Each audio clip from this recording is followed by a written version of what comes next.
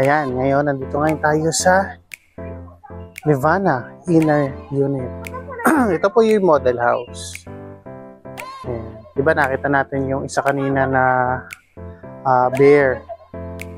So ito naman yung model house para bigyan ng idea yung mga future buyers kung paano siya pagpapagay.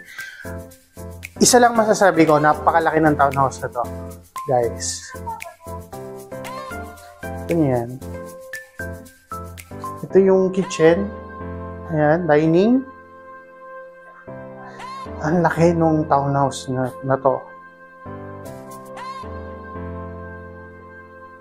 Ito yung service area. Ayan, may yung sa taas po niyan, yung rain catcher. Toilet and bath.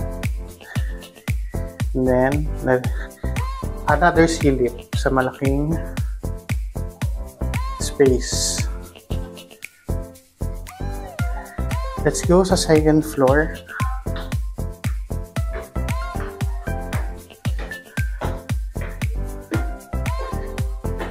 So, CR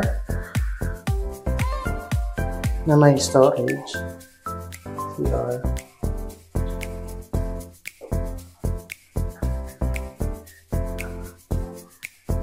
First bedroom.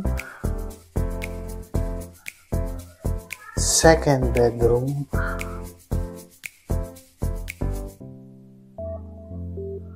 Third bedroom. Ganda.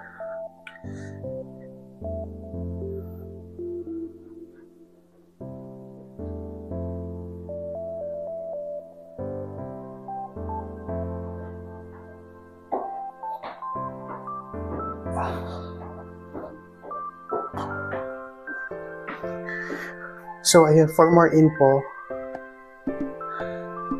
pwede nyo message lang po kayo.